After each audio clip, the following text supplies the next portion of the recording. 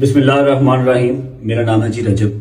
मेरी आप सबसे रिक्वेस्ट है कि इस वीडियो को पूरा देखिएगा।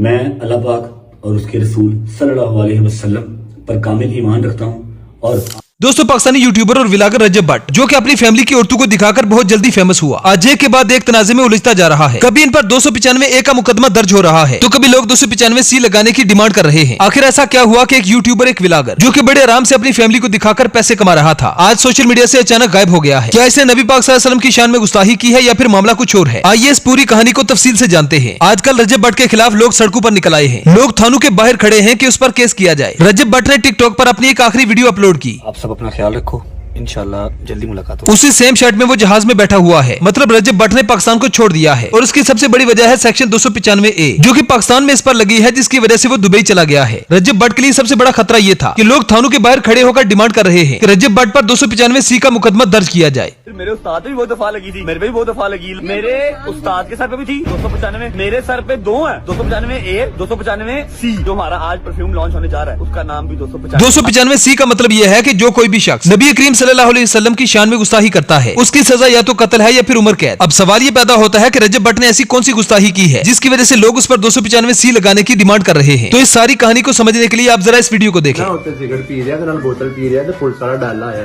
तो उन्हें क्या चल बह चलो नहीं पता रोजे के कहता भाई असी साई हुन्ने।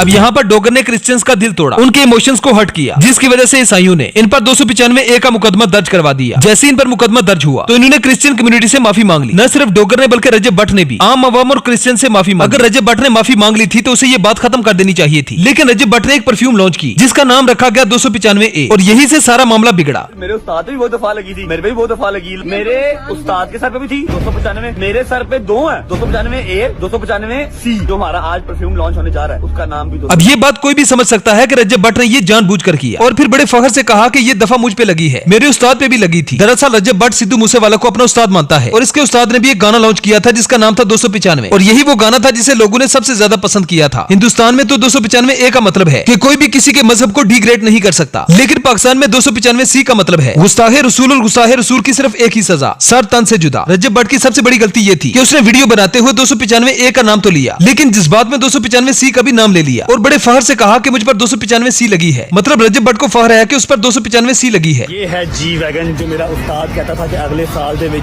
जी वैगन लेनी है, अगले साल दे विच G63 AMG जी वैगन लेनी है। उस्ताद पे भी बहुत दफा लगी थी, मेरे पे भी बहुत दफा लगी। मेरे उस्ताद के सर पे भी थी 295, मेरे सर पे दो है। अब जब इसने देखा कि मैं कुछ ज्यादा बोल गया हूँ, मुझे ये अल्फाज नहीं बोलने चाहिए थे, जिसके बाद रजब भट्ट ने ऑफिशियली एक वीडियो बनाई जिसमें उसने अपनी गलती का एतराफ किया। बिस्मिल्लाहिर्रहमानिर्रहीम। मेरा नाम है जी रजब। लेकिन यहाँ पर सबसे बड़ी मजे की बात ये थी कि जब रजब भट्ट ने अपने हाथ में कुरान पकड़ा तो उसने अपना नाम रजब भट्ट नहीं बोला, बल्कि सिर्फ रजब बोला, क्योंकि भट्टी साहब जानते हैं कि अगर मैंने रजब भट्ट बोला तो हाथ में कुरान पकड़कर झूठ नहीं बोला जा सकता, और अगर भट्टी साहब ने भट्टी बोला तो लोगों को पता चल जाएगा कि मैंने लोगों से अपना असल नाम छुपाया। मतलब हाथ में कुरान पकड़ते ही भट्टी साहब दोनों तरफ से फंस गए। बिस्मिल्लाहिर्रहमानिर्रहीम। मेरा नाम है जी रजब। मेरी आप सबसे रिक्वेस्ट है कि इस वीडियो को पूरा देखिएगा। मैं अल्लाह पाक और उसके रसूल सल्लल्लाहु अलैहि वसल्लम पर कामिल ईमान रखता हूँ, और आप सल्लल्लाहु अलैहि वसल्लम को आखिरी नबी मानता हूँ। मैं हज़रत मोहम्मद सल्लल्लाहु अलैहि वसल्लम की आल पाक और तमाम सहाबा कराम का दिल से एहतराम करता हूँ। कुछ दिन पहले मैंने अपना परफ्यूम 295 के नाम से लॉन्च किया था।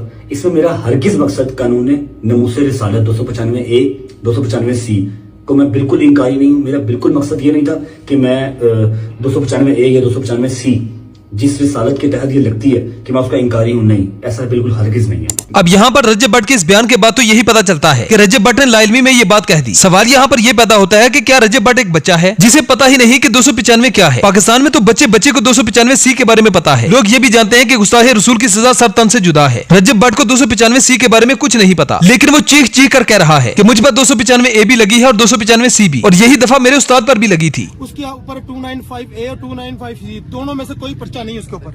देखें, ये तो आप कह रहे हैं ना, हम तो ये पूछने आए हैं कि जो शख्स खुद ये कहे कि मैं दहशतगर्द हूँ, जो शख्स खुद ये कहे कि मेरे ऊपर 295C और 295A का पर्चा है, तो ये तो जो हमारे इदारे हैं, जो हमारे इंस्टीट्यूट्स हैं, बिलखुसूस law enforcement agencies plus police force, ये तो उसकी क्रेडिबिलिटी के ऊपर जो सा है वो क्वेश्चन मार्क है। हम तो ये पुलिस से पूछते आए हैं कि उसको कस्टडी में लें और आप जो है उससे इंटेरोगेशन करें, इन्वेस्टिगेशन करें। लेकिन ये तो तब भी होगा ना जब first information report FIR launch होगी, तो वो हम करवाने आए हैं। और से वो कहता है जी मैंने माफी मांग ली।